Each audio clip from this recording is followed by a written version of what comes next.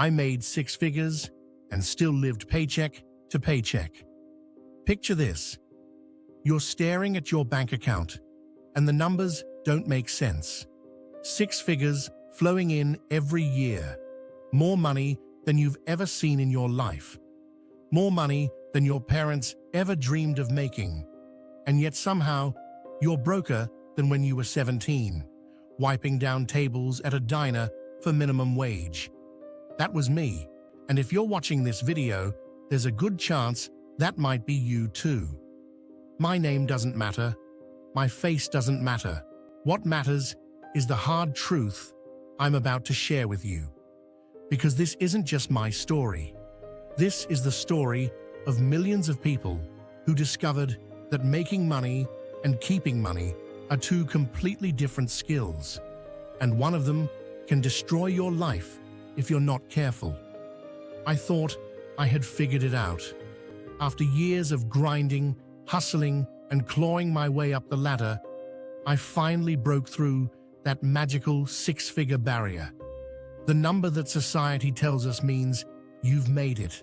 The number that's supposed to solve all your problems and unlock the door to financial freedom.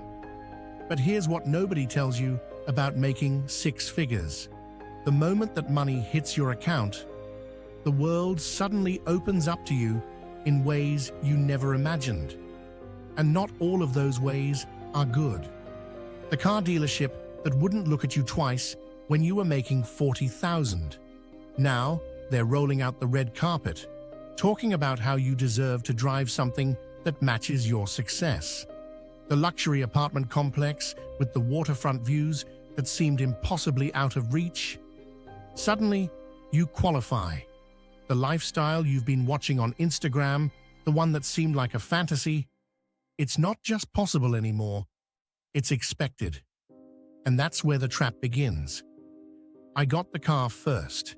Not just any car. The car. The one that screamed success from every angle. Leather seats that cost more than some people's monthly rent. A payment that made my stomach turn, but I rationalized it.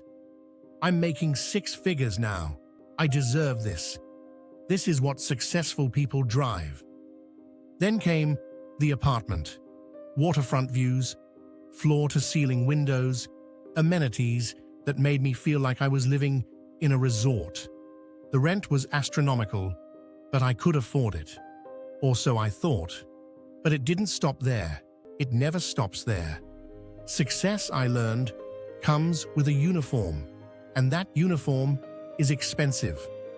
Suddenly, I was spending hundreds of dollars on skincare routines that promised to make me look as successful as I felt. Laser-away facials became a monthly ritual. Laser hair removal because apparently, successful people don't have body hair. Every product, every treatment, every upgrade was justified by the same toxic logic. I make six figures now. I can afford this. The restaurants came next. Why cook when you can experience the finest dining your city has to offer? 3 times a week became my new normal. Not fast food, not chain restaurants, the places where a single meal costs what you used to spend on groceries for a week. I was living the dream. At least, that's what I told myself. But here's the thing about dreams. Sometimes they're actually nightmares in disguise. One day, I sat down to actually calculate what I was spending on food alone. $800 every single month, just on restaurants. $800 that was vanishing into thin air, one overpriced meal at a time. But that was just the beginning of my financial autopsy. The credit card statements told a story I didn't want to read. $10,000 in credit card debt. But it wasn't just the credit cards. When I added up everything, the car loan, the lifestyle debt, the unconscious spending that had become my new normal, I was staring down $50,000 in total debt. $50,000. I was making more money than ever before, and I was worth less than when I was 17 years old, earning tips and hoping for good shifts. How does this happen? How does someone who studied money for 8 years fall into a trap this obvious? The answer is both simple and devastating. I thought I was smart. I had convinced myself that debt was a tool, a clever way to build wealth. Leverage, they call it in the finance world. I was using other people's money to live the life I wanted while my income caught up to my lifestyle. But I wasn't building wealth. I was building a prison.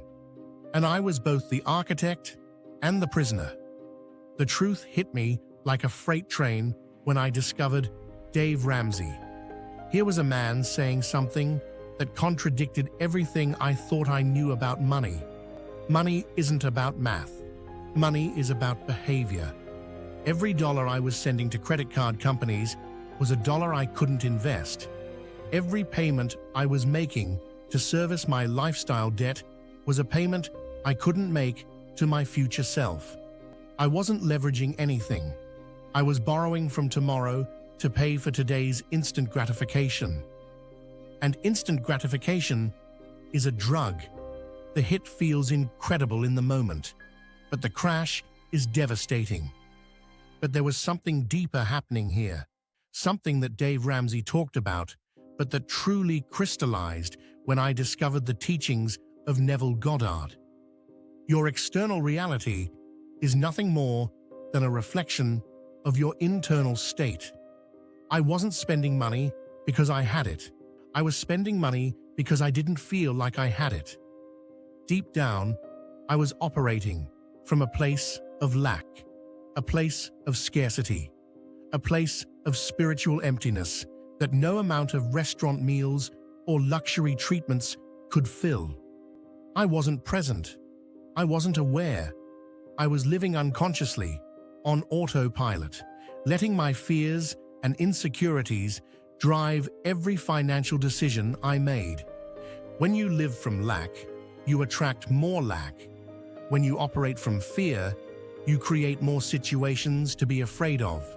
When you use money to fill a void in your soul, that void only grows larger.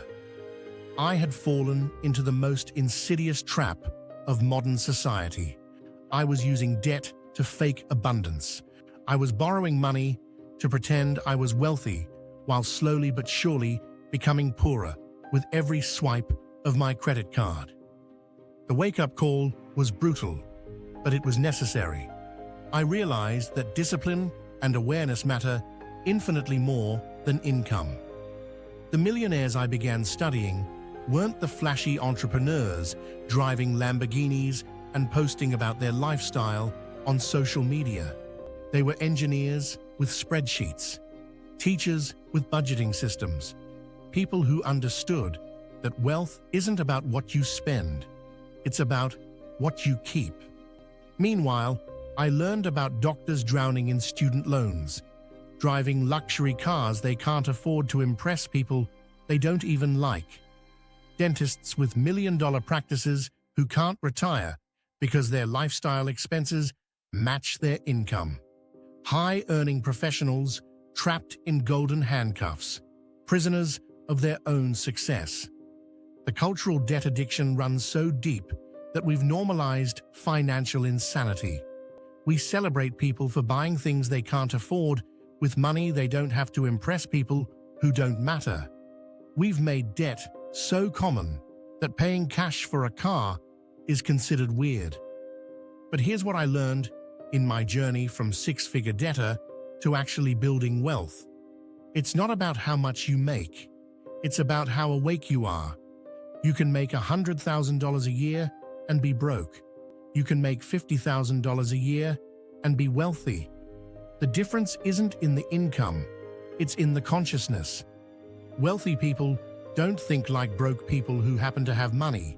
They think like wealthy people. They understand that every dollar has a job. They understand that debt is the enemy of wealth. They understand that the goal isn't to look rich. The goal is to be free. Freedom doesn't come from being able to afford anything you want. Freedom comes from not wanting things that will enslave you. When I finally woke up from the financial coma I had put myself in, everything changed. Not overnight, not magically, but systematically, deliberately, consciously. I stopped using debt to fake abundance and started building real abundance. I stopped living paycheck to paycheck despite making six figures and started actually keeping the money I earned. The car got returned. The apartment got downsized. The restaurants became an occasional treat instead of a daily habit. The skincare routine got simplified. The laser treatment stopped. And you know what happened? I didn't feel deprived. I felt liberated. Every dollar I wasn't sending to creditors was a dollar I could invest in my actual future. Every payment I wasn't making to service lifestyle debt was a payment I could make toward financial independence. The path to wealth isn't complicated, but it requires something that our instant gratification culture has trained us to avoid. It requires delayed gratification. It requires discipline. It requires the courage to live differently than everyone around you. It requires waking up. So if you're watching this video because you recognize yourself in my story, if you're making good money but somehow always seem to be broke, if you're trapped in the cycle of earning and spending and never actually building wealth, this is your wake-up call. Stop pretending that debt is normal. Stop using credit cards to fund a lifestyle you can't afford. Stop borrowing from your future self to pay for today's desires. Wake up to the reality that wealth is a behavior, not an income level. Wake up to the truth that discipline today creates freedom tomorrow. Wake up to the understanding that your external financial reality is nothing more than a reflection of your internal financial consciousness. The moment you stop living unconsciously and start making deliberate choices about money is the moment your financial life begins to change. It's not about how much you make. It's about how awake you are. And right now, it's time to wake up.